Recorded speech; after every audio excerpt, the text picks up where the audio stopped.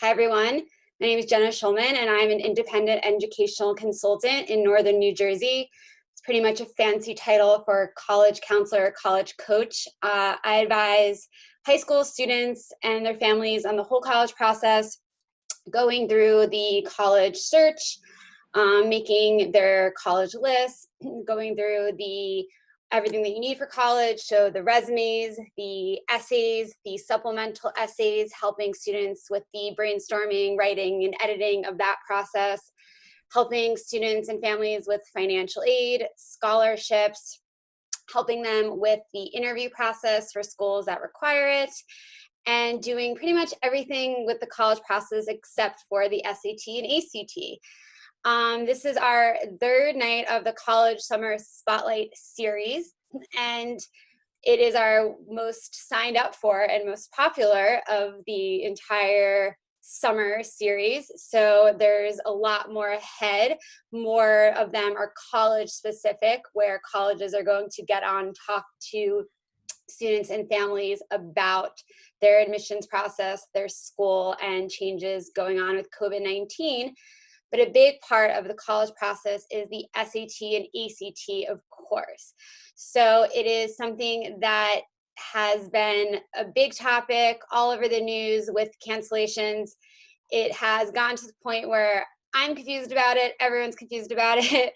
So I like to bring in the big guns. I have with me today Rob Pollock. He is an SAT, ACT tutor and guru of everything about the test. And he has a tutoring company in New Jersey, but he tutors really all around the tri-state area. And now with what's going on with virtual life, both of us independently work with our own practices and can tutor really from anywhere because we have the benefits of Zoom. So today we're going to talk about all of the changes that have been happening due to COVID-19 with the standardized test.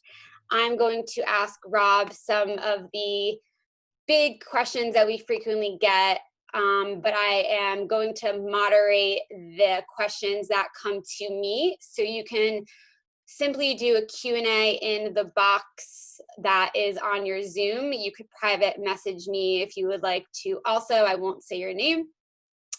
And you can ask us anything about the tests, test optional stuff, SAT, ACT, section retesting, all of those buzzwords that you hear about. But I'm just going to start with Rob. And hi. Hi, thanks for having me. No problem. I'm going to just start with Rob. What's kind of the overview of the SAT and ACT? So like you said, it is quite confusing. I am confused myself because information is changing so quickly, and I think even the testing companies aren't sure what's going to happen.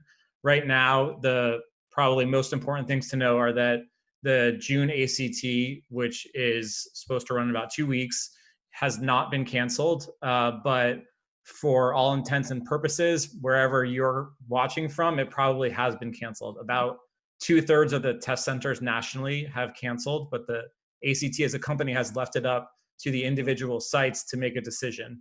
So in New Jersey, where most of my clients are, over 93% of the sites have canceled, and that's all listed on the ACT's website.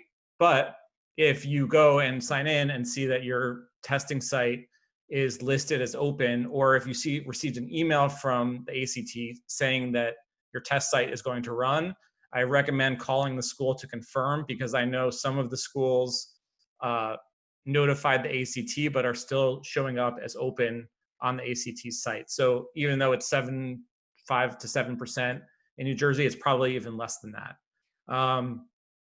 For those who were signed up for the June test, the July test is much more likely to run here. I think it's going to still be a site-by-site decision. If you were registered for the June test and you have not already changed your registration to July, you should do that as soon as possible. They're prioritizing seniors and juniors without test scores. So if that is you need to do that manually. The ACT does not automatically change your test date. Likewise, the SAT was canceled in April, and they're scheduled to run in August. They just reopened registration for the August, September, and October test dates. And that is going to be prioritizing seniors, rising seniors, and who have not tested, and juniors with no scores. Also, anyone who was signed up for the June SAT will have priority for those test dates. If you want to register for the November and December test dates for the SAT, you can do that now, even if you're not in the priority group.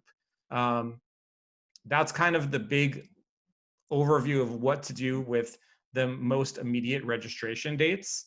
But after that, there's ACTs available in September, October, December, February, April, SATs, September, October, November, December. Basically every month there is at least one, if not both of the tests running. And that's all pending what happens with restrictions in the state and what the schools are allowed to do. So the ACT and SAT have both said that they plan to offer an in-home test if schools don't reopen, if testing sites don't reopen, but I'm skeptical if they'll need to do that or if that will actually happen. There's been no new information about that for the time being. And I think until they announce an official policy on that, I wouldn't count on it. Okay, so I know that the SAT, as you said, and I'm just going to reinforce things, has tests open for the fall. So do we know yet the order of operations of the class of 2021 and then the class of 22 and what those dates are of when they sign up for the SAT? So for the SAT right now, anyone who wants to sign up for the November and December tests can do so. It's Of only any age. At any age. You can be 7 and sign up for those tests right now if you want to. It's only the ones in August, September, and October that are more immediately affecting the graduating class of rising seniors who may not have tested. And that priority ends on June 3rd. So if you are in that group of students who has not tested yet and needs to get a test score for your application, you only will have priority for the next 3 days, and then it will open up to everyone June 3rd at 8 p.m. So if you have not registered, I strongly recommend that you do that as soon as possible. With the ACT, it's a little bit different. The ACT only has the July registration open now. They're prioritizing those who were registered for June and need to manually update that. The registrations for their fall test, September, October, and December, does not open up until July. And they're going to have a whole new registration system, but my guess is that they will also have some sort of priority for the kids who need to test more immediately than others. Do we know when in July that is happening? We don't. Their website just says in July at some point. I don't have an actual date. Okay, yeah, and just an FYI for everyone, if you didn't already notice, it's pretty ambiguous, both SAT and ACT, about what their dates are, and that might be intentional because they really don't know.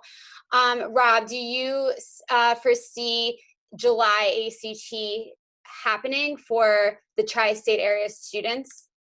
I think so. It's really going to be a site-by-site decision. If restrictions get eased and we start to move into these new phases that the governor has announced and more things are open and accessible, then I would anticipate schools would follow suit and offer the test.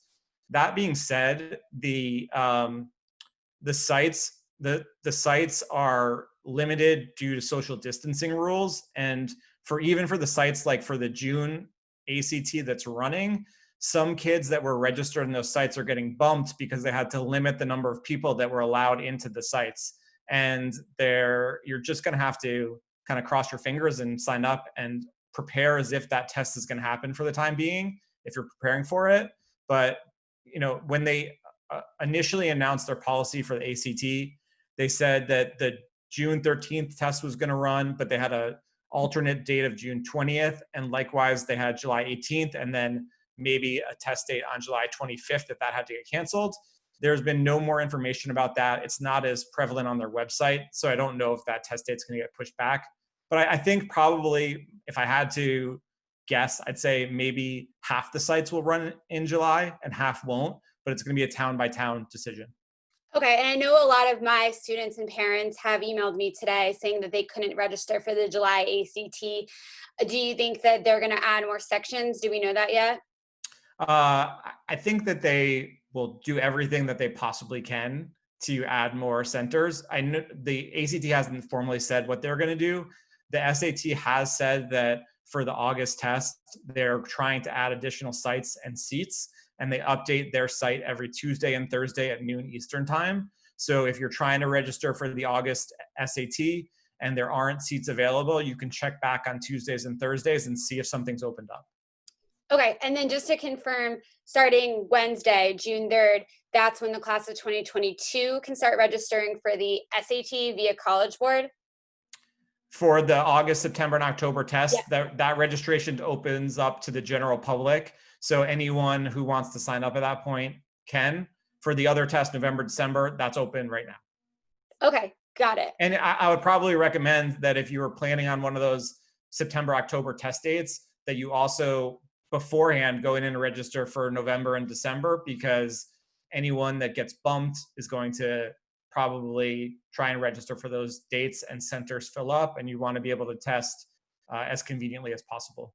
Yeah, I already saw a movement on Facebook, like pleading class of 2021 parents saying, can you please wait for the class of 2022 to register?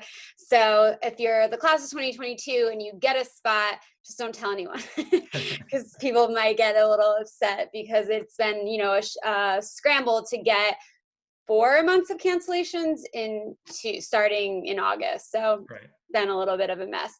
Okay, so switching gears a little bit, I know we have a lot of questions that I see about test optional, which is awesome. But we won't talk about that right now, but we will. Someone asked, what time does it open on June 3rd? That's a great question, and I had that question too. 8 p.m. 8 p.m. Oh, Eastern okay. time. Eastern time. So if you're in the New York, New Jersey area, 8 p.m. at night, set your alarm, set your calendar to register on College Board for the general public for the fall SATs. And unless you're in that priority group, and then go and do it, right after this webinar. Okay, and I guess this kind of relates, kind of doesn't. What are your thoughts on someone from the class of 2022 taking the test in the fall? Someone asked that question. So would it be wise for someone from the class of 2022 to register now or wait for next year? Next year, meaning like after like December, February, spring of Probably their junior year. I think my normal recommendation for rising juniors is if you've taken Algebra 2 as a sophomore and you feel like you are going to perform strongly on the tests, then there's no downside to taking it in the fall. If you have not yet taken Algebra 2, then you should 100% wait until as late as possible into the year, because there are going to be aspects of the math test that you just haven't been exposed to, and you don't want to not achieve your best because you're just testing too early. With everything that's going on, I think, I don't know what my current recommendation, I don't have one. I think, it's kind of crazy right now. It's going to be harder to get a spot and register. And once the fall testing ends for the class of 2021, it's going to be more of like a normal process, I would think. So if you want it to be normal, if you don't want to test in a mask, if you are concerned about social distancing, then there also isn't that much harm in waiting till later. There's no difference between the test dates. So whatever's going to be the most convenient and comfortable for the kid is going to be probably what's best. If there are extenuating circumstances, if you're a recruited athlete and the school is pushing you to send scores, if you're high anxiety and want to get the testing out of the way so you can focus on your grades junior year, all that stuff is going to be what factors into the decision. But nothing really specific to what's going on now gives me a strong opinion one way or the other. Okay, my favorite client, Robin, asked, my son has not yet taken Algebra 2. Should he wait to do a class, probably she means a prep class, till later in this school year? I think so. You know what, it's best to prep right up to your test date. So you don't want to burn out, first of all. Second of all, you don't want to work on the English, reading, science sections in the summer for the fall and then sit on that for 4 or 5 months while your math skills build up. So it's a lot to pile that on, but a lot of kids do it and can handle it. The math score just won't be where it needs to be. And if you take a prep class, even if that prep class or tutor can teach you the math, you're not going to be as strong at that math until you've done a unit on it for 6 weeks. Like, I can teach kids the math they need for the test, but we would spend so much time working on algebra 2 stuff that they'll know in 3 months in school anyway, that it's a waste of resources for the kid and the financial aspect to prep that with a test prep tutor rather than learn it in school and just hang tight for a little bit. Okay, somebody asked a question that I know the answer to. What levels of math does the SAT and ACT go up to? Do you want to take that one or? Algebra 2. Algebra 2, yeah. Yep. Algebra 2, there, depending on the school, you know, some schools do trigonometry as part of Algebra 2 and some do it at the beginning of pre-calc. And there will be a handful of trigonometry questions on both tests. Most of it is stuff that gets covered in geometry, but like 99% of the math should be learned through Algebra 2. Okay, great. I have a lot of questions here. I feel like I'm going all over the place. Someone asked, I think you answered this already. She might have been late. What is the likelihood of the July ACT actually occurring? If you were, I mean, the July ACT is 100% going to occur. The okay. ACT is running the June test. It's just whether your site that you're registered at will host it. So it's a community thing. Keep an eye on what the school is saying. Some schools probably have already canceled the test. And you know, my source at the ACT said that they are giving high schools test sites till June 5th to tell them what they're going to do about that test. So for the June test, they announced the week of May 26th what schools were doing. Hopefully they'll be doing that earlier with the July test and maybe as soon as next week. I don't know how reliable that is. I don't know if schools have already given that information to the ACT and they're sitting on it. But you know, if you know where your test site is and you're registered, call the school tomorrow and ask them what they're going to do about it, because there's a chance they've already canceled it. There's a chance they know 100% they're going to run it, or they might be on the fence. And you're not going to get that information as easily from the ACT if you call their customer service. Yeah, and I'm thinking if there is a test canceled in the tri-state area for June and July, then it's going to happen. What have they confirmed for the dates in the fall? You've probably already said this: September, October, November. Yeah, it's September, October, December for the ACT. They haven't announced any new test dates. I would love to see them announce one in August to replace, you know, June, July sites that got canceled, or in November. They haven't done that yet. So it's just the basic test dates that they would have every other year, and registration for those open up in July. Okay, so sticking with the ACT, the section retesting. So last October, that made headlines. The ACT announced that they were going to do retesting for specific sections. So if you bombed on the math and science and you did well on the reading and writing, reading and English, you could go in, sit for 2 sections and just retake those 2 sections, and it would make up your larger super score test. So that kind of got buried with everything going on in COVID-19. It didn't seem to be like the hot topic anymore. So what's the latest with SAT section retesting? You might want to explain it in a slower, more comprehensive way than I just did. Sure. So last year, the ACT announced 2 or 3 changes to the way they're going to give tests. The first one is called section retesting, which means instead of going in and taking the entire ACT for a second, third time, students will have the option to go in and take up to 3 sections in one sitting. You could take retake the math section if you want to improve just the math score. You can retake math and science or reading and English.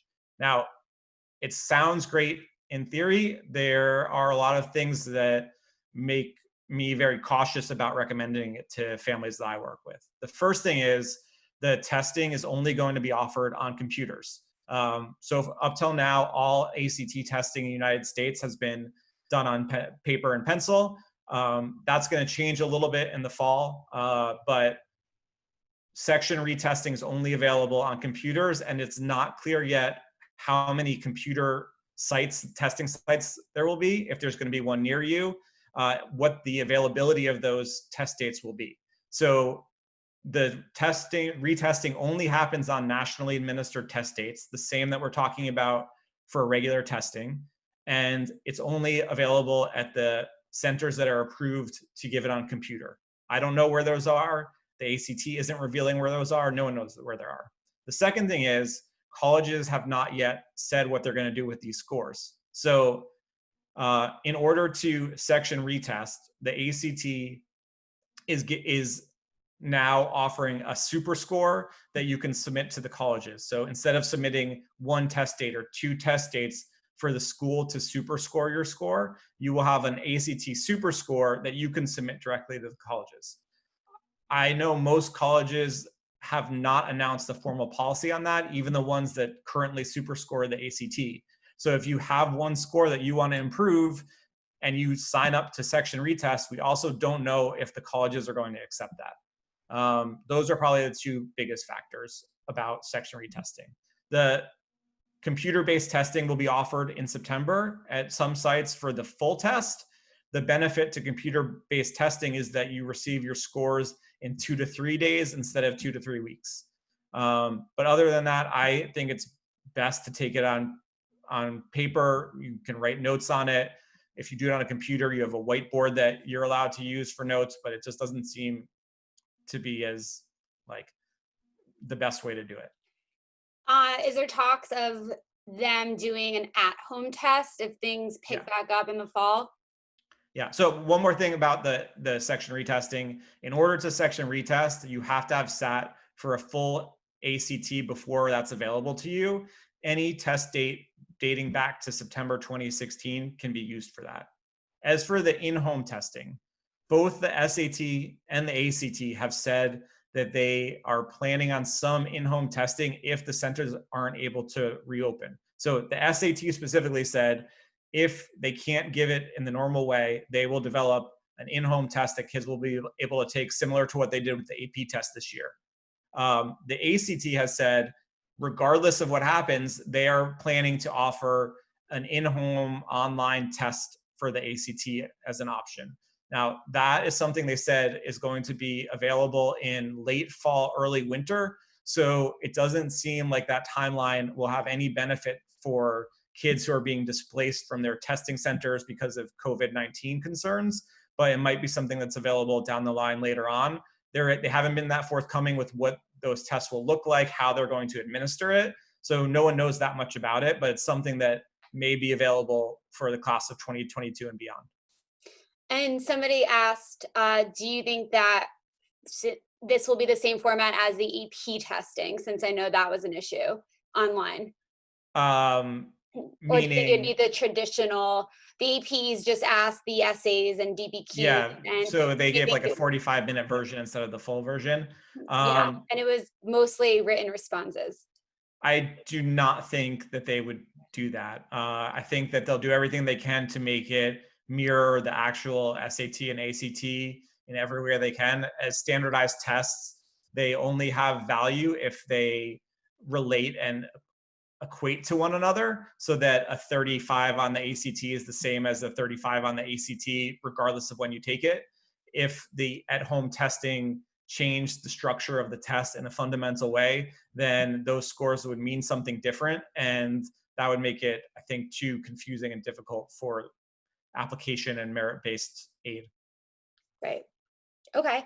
Trying to think of other questions. All right. Should we switch to the test optional saga? Sure. Okay. So I think take it away. The big background for test optional, there's been a general movement towards test optional as an admissions policy in recent years. The most recent news story that you probably read about is that the University of California, which is the largest university system in the country and one that drives admissions policies and standardized testing policies nationwide, has announced a change to their test policy. They have decided to go test optional for 2 years. And then in the 3 years after that will be test blind as they start to develop their own tests. If they cannot develop their own tests in that time, then they are not going to use testing at all as part of their admissions decisions.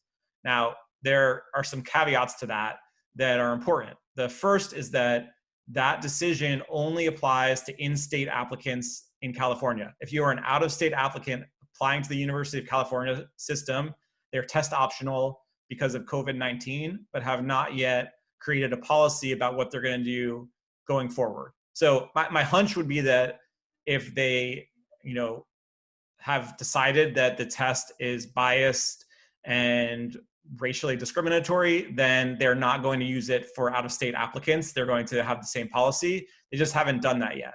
The second thing is test optional and test blind are different things. If they are test optional, it means that they can still consider scores. And it also doesn't mean that they are not going to prefer applicants who submit scores when you apply. So test optional means it's up to you whether you submit scores, but if you have good scores, I think it can only benefit you to submit those to colleges and that they'll look upon that favorably. Until there's a larger movement to basically eliminate standardized testing, I don't know what you think about it, but I would say like the advice I would give was you should do everything you would have done if it was required to have your test scores be where you want them to be to complete your application package. Yeah, I mean, this is like obviously the hottest topic that has occurred in the past few months.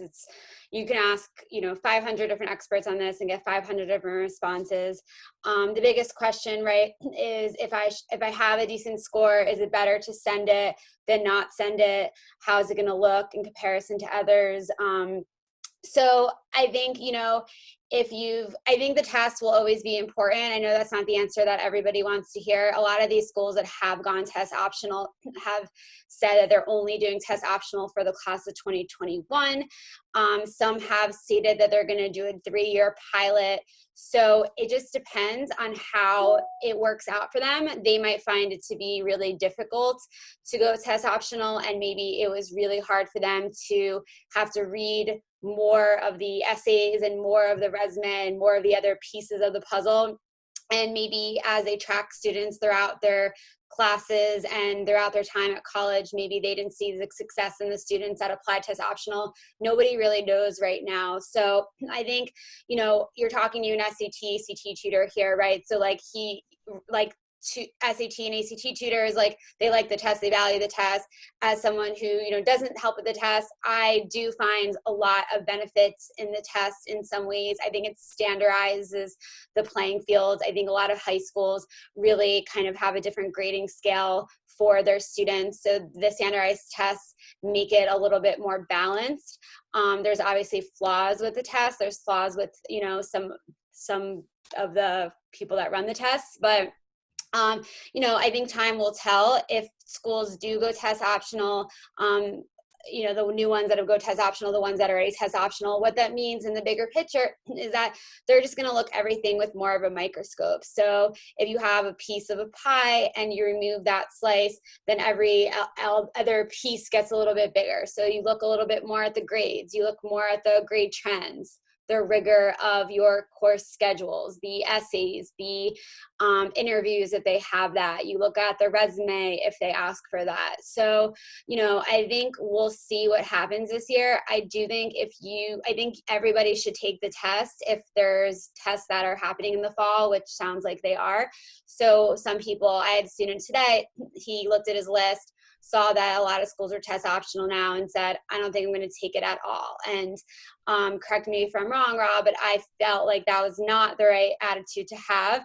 First of all, I told him it's a rite of passage to take the SAT or ACT, and in 30 years from now, he might look back at the time around a drink at the bar and say, remember when I took my tests? And everyone else is going to have a story, and he might feel left out. So that was one reason. But really, the most important second reason is that if a college does require it in the end, or if he ends up doing really well, it's going to be a good addition to his application, and it can't hurt him. And if he doesn't do well, if he's not within the 50% of the average freshman profile, then he doesn't need to send it, but I think if he does do well, it's only going to help him and make him stand out. So I don't know if you have any responses to that. Yeah, I think like the other things are that test optional means different things at different schools. So some schools are just you submit the scores or you don't, it's up to you. Other schools may ask for your test scores if your GPA is low, or if you're applying to a specific major, or for merit aid, you need to submit test scores. Even for University of California, part of their policy was that they're still going to use test scores as their way to determine merit aid and placement into different programs. So just because the school is test optional doesn't mean that they don't use scores as part of their admission process. I was going to say something else, but I completely forgot. No, it's fine. So I'll save you. So someone said, is it a disadvantage then to go test optional? I think if you look at your schools, and if if you have great grades, if you have, some honors and APs, or a rigorous course schedule for that suits you, and you're involved and you write a great essay, and you are in the lower end of the mid 50% of that test, the test average at that particular institution, then no, you should not send the test, and you should highlight all the other great things about you, which includes also getting involved this summer from the comfort of your own home. So I do think that you should apply test optional if you have scores that do not reflect who you are as a student and academic.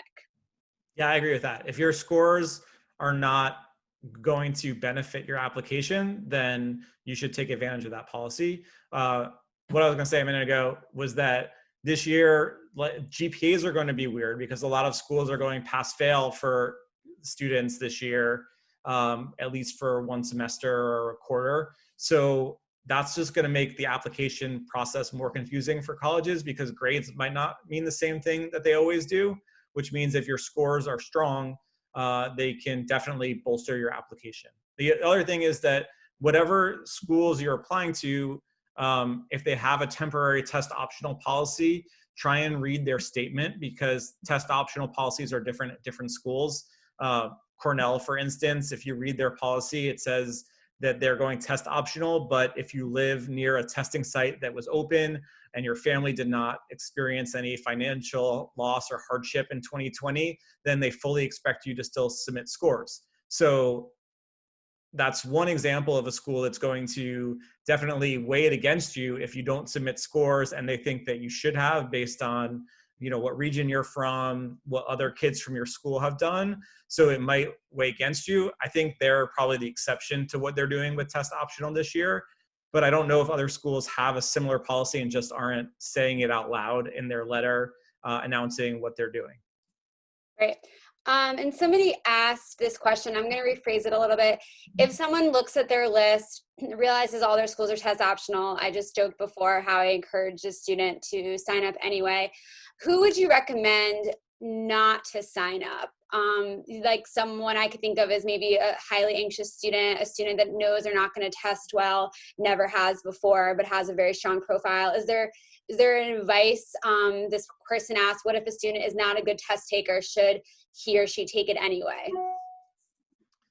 I mean, that's probably something you know more about, because you know more how the lack of a test score will affect admissions for them. For me, when I hear that, my job is to help kids who are bad test takers do better at this test, and trick the ACT and SAT into thinking that they're good test takers. So I'm going to do everything I can to work with a student like that and help them build up their confidence and feel like they're going to go into that test and destroy it and do the best they've ever done on a standardized test.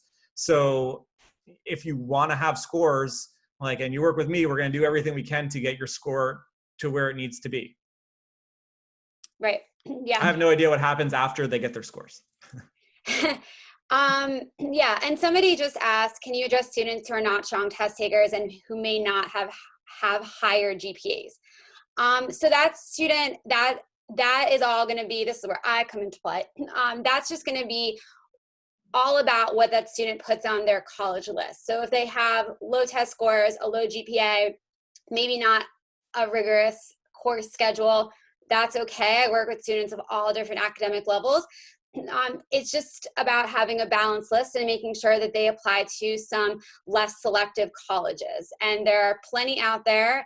Obviously, people know the brand names, that's highly selective schools, but I think there's some statistic like 90% of colleges are considered pretty less selective. So there's plenty of schools for students that struggle academically in school and struggle with the test. And there's so many ways to make your list balanced and make sure that you're applying to the appropriate school so you can shine at your future college. So just keep that in mind. And those schools tend to have test optional policies regardless of COVID-19. So I think that if that's your profile, then you have a solid list, then you should be targeting schools that stuff would be taken into consideration. They look at the rest of your application portfolio. Yeah. And then someone just asked, I'll kind of reiterate again, if a college goes test optional, what else will they look at instead? Will your GPA have more weight? Will anything additional be required on the application? So your GPA will absolutely have more weight. There's very selective schools that have been test optional for the past few years. Wake Forest University, Holy Cross, University of Chicago, they are test optional and they look at your GPA a lot more. They look at the rigor of your course schedule, meaning how many honors and APs versus college prep versus maybe a lower level class that you've taken. Oftentimes I have seen, like Wake Forest is a great example. If it's a school that's test optional, Wake Forest asks for 7 essays. It's always fun when I have those students that come into my office. So a lot of times when a school is test optional, they do ask for additional stuff. There are probably like 50 colleges that have gone test optional in the past month or two. And the whole time in the back of my mind, I'm thinking, that means more essays, and my students are excited about the fact that they're test optional. And I'm like, just you wait, because I do think when a school does test optional, they often ask for essays. They want to know more of the personality, how they think, how they write. And oftentimes, I'll go back to Wake Forest, they also ask for an interview. So sometimes they ask for an additional letter of recommendation. So yes, they do ask for more pieces of the puzzle because they want to try to figure out the student as best as possible without that test score. Okay. Will test optional be offered to the class of 2022? I also answered this. It depends on the school. So some have gone test optional for 1 year and others 3 years and others not at all. Somebody way back when asked today, do you think that large state schools will go test optional? So we've already seen Rutgers, Virginia Tech, UConn, Michigan State. I think University of California is an industry leader, and I think their decision is going to ripple through the state school system. What I would keep an eye on is that they have said that they're going to develop their own test. So if the University of California system is successful in coming up with a test that does things better than the SAT or ACT, I wouldn't be surprised if other states adopted that test as well. My guess is that if they're giving themselves 3 to 5 years to do that, they're going to fail. It takes the SAT and ACT usually about 10 years to develop a new test. So University of California is trying to do it in a really short amount of time, but I think that their decision will lead to other state schools going test optional as well. But test optional, again, doesn't mean test blind. So it's to your benefit to submit scores that are, above the range or in the range of the students who apply to that school. Right. And like Rob mentioned before, some schools, I know Muhlenberg in the past few years has said we're test optional, but not if you want merit money. And if you're listening to this and you're like many of my clients, and really a lot of people, especially now, you want free money, and free money is good. And so you want to make sure that if it's test optional, it's also test optional for merit money. You don't want to be in a position where you can lose out on tens and thousands of dollars of scholarships because you didn't take your ACT or SAT or didn't submit it. Somebody asked about where they can find a complete list of test optional schools. That is on fairtest.org, FAIRTEST.org.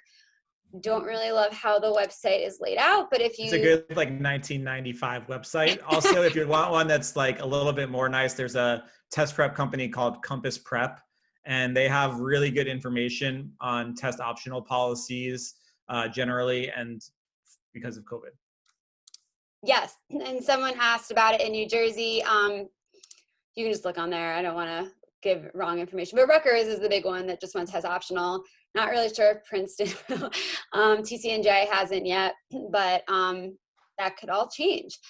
Okay. I think we're probably good with that. Oh, essay. So should students take the essay now? Does anyone care about it anymore? Almost no one cares about it anymore. The University of California was the big one that cared about it. The other thing is, as far as like section retesting goes for the ACT, if you take the ACT, section retesting for just the essay is available even if you haven't taken the essay already. So if you end up applying to a school that requires the essay, you do have that option. Again, like, not to reiterate everything I said about section retesting, I'm skeptical of how it's going to get used, but the essay seems like a way that colleges probably would accept, even if they do not superscore, because it's its own standalone thing. But most likely schools that you're applying to aren't going to require the essay. Just if you know of a certain school you definitely want to go to, check it out. There's like 5 schools now that require the essay for the SAT and the ACT. But like regardless of that, the SAT and ACT essay, even if you do it, will be the least important thing you ever do in your entire life. So do not spend more than 5 minutes preparing for it. Maybe read what the questions look like. It's not worth it to do any more than that. Like, most kids that I work with do fine on it just because they go to decent high schools that teach them how to write. And like, it just isn't going to matter at all. So Right. Don't worry about it. No matter what you think, don't worry about it. And what about subject tests? So for those that don't know, subject tests, they were formerly known as SAT Choose, and they are 1 hour, one subject tests that some schools, less and less as the years go by, require. So I know today I had a student who texted me about Georgetown, as Georgetown has usually asked for 2 to 3 subject tests. So do you think that those are still going to be required from the colleges that do require them? I actually don't think any schools still require them in the United States. There are some schools, like I think Georgetown strongly recommends them, but they're definitely falling out of favor in general. MIT and Caltech just dropped their requirement for them. So I see them becoming less and less important, and maybe AP testing becoming more and more important as time goes on. But if you're applying to Georgetown, I don't know what their official policy is, but definitely it's still part of their application. Their, again, Compass Prep site has an article about subjects tests, and you can look up schools and their policy, whether they recommend them, strongly recommend them. But for the vast majority of schools, they are not required or recommended. They might be looked upon favorably if you submit them and have strong scores in a subject. But I don't know what the schools do with those scores once they have them. Yeah, I would just recommend us over communicating with the school, checking their website, emailing the admissions counselor to see. So I just don't know if anyone knows yet, but I don't know. We have to see. So I recommend just checking the website. A lot of people have asked if the application dates are going to be changed for the class of 2021. That's probably more of a me question. Most of the college deadlines have always been November 1st. That's like my tax April 15th day, big day for me. So no, unclear at this point. I would not be surprised if some did push their deadlines back, but I also wouldn't be surprised if they didn't. I think that they would push it back. I think the pros of pushing it back to maybe December 1st or January 1st is to get more scores in, but also to get senior year grades in. Junior year, the second half was kind of a wash for people. Everyone had it so differently on what affected them and what didn't. So I think that they would push it back in order to see how you're doing senior year in a more normal environment, and give you the chance to take more tests. But I could also see them not, because the admissions timeline is so narrow and they have to get decisions out, and then they have to get accepted student stays, and you have to commit by May 1st. And even though it seems like it's November 1st to May 1st, there's a big stretch of time. It is pretty hard for colleges to get everything going so quickly. So I don't know. No one has announced that they're going to do that yet, but I could see them doing that in the future. It might depend a little bit on what happens with these late summer and fall test dates. If the July, right, August, September tests don't run, that might put more pressure on colleges to push back some of those timelines. Yeah, that's a good point. I think if, there's a lot of options to take tests, then I think that they will accommodate those students, and they will want you to take the test, and they will want you to get it in by November 1st.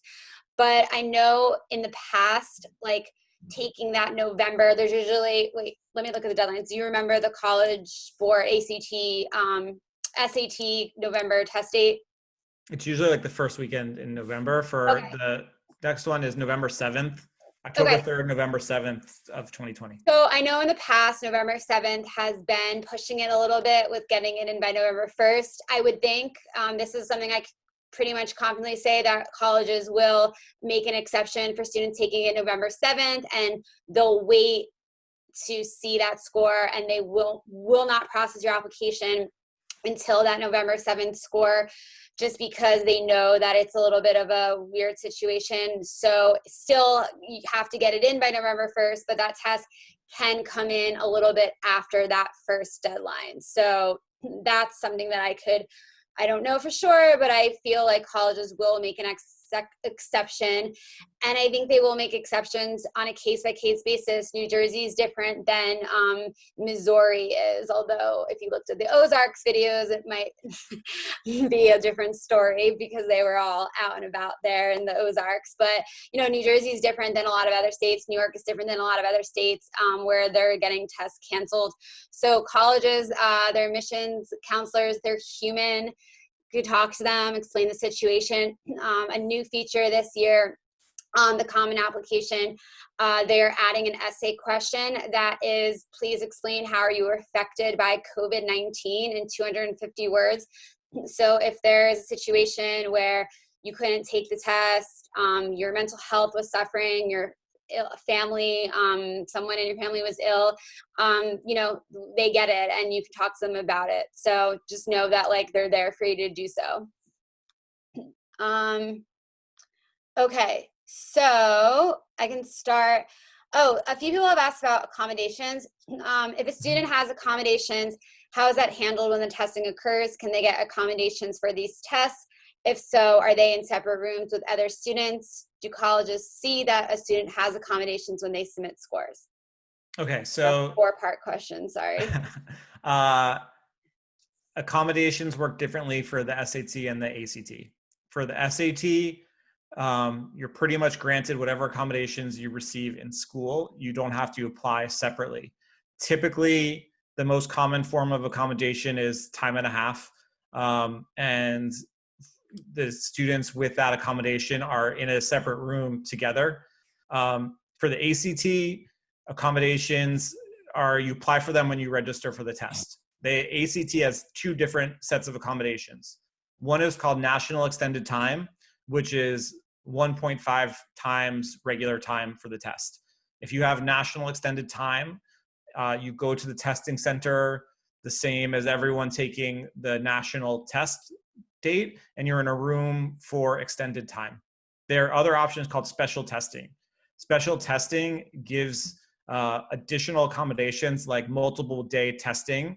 If you have special testing, instead of going to a test center, those accommodations are scheduled with the school guidance department at school that is hosting your test. Usually it's your own high school. Sometimes kids have to go to another school for it, but the vast majority do it with their own school, and you work with your guidance department.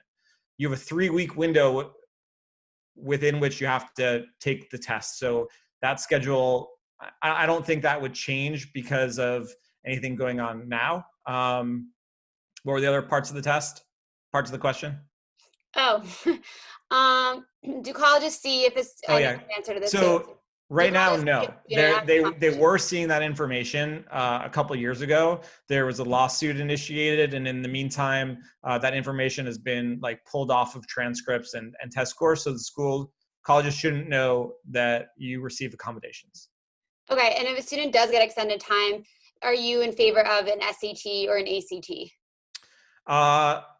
Almost every student I work with prefers the content of the ACT unless they really struggle with reading charts and graphs on the science section.